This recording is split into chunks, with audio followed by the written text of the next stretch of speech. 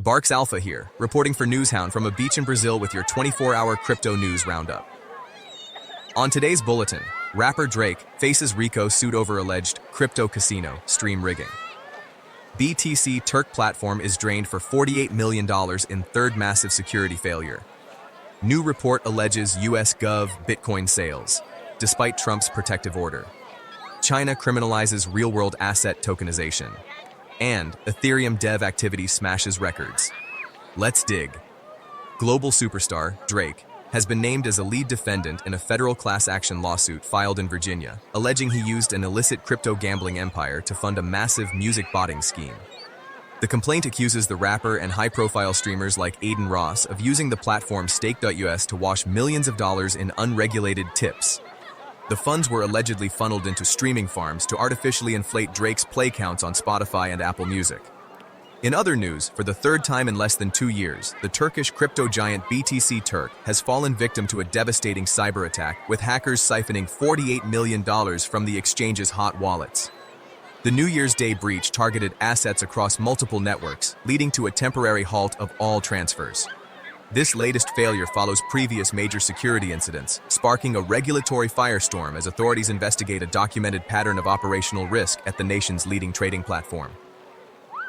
And the New Year's controversy continues to pile up as an explosive new report suggests that the US government may have liquidated portions of its Bitcoin holdings, appearing to violate President Trump's January 2025 executive order intended to establish a strategic national Bitcoin stockpile.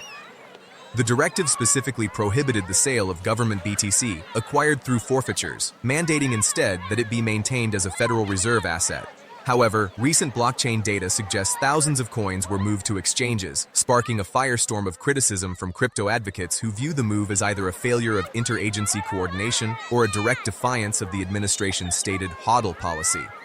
Meanwhile, on the global regulatory front, in a massive blow to the RWA sector, China has officially classified all real-world asset tokenization as an illegal financial activity. A coordinated warning from the country's top financial bodies, including the National Internet Finance Association and major banking groups, declares that RWA is not a technology awaiting regulation, but an outright prohibited form of unauthorized fundraising. The ban is absolute, covering everything from property to commodities, and it extends to domestic support for overseas projects. This decisive move signals a permanent rejection of the RWA model on the mainland, forcing developers and platforms to either abandon the sector or fully exit the country. While China is closing its doors to asset tokenization, Ethereum's developers are busier than ever, reaching a historic milestone in the final quarter of 2025, deploying a record-breaking 8.7 million smart contracts.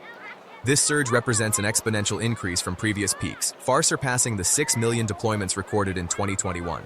Analysts view this year of divergence as a critical shift where developers focused on scaling infrastructure and shipping actual products, such as stablecoins and real-world assets, rather than market speculation.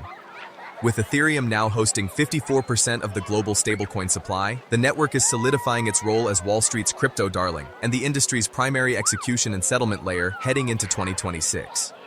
That's it for today, dogs. Remember to share with the pack, keep your noses to the ground, and your ears pricked so you never miss a beat. Reporting for Newshound Now, this is Barks Alpha. Yes, I do.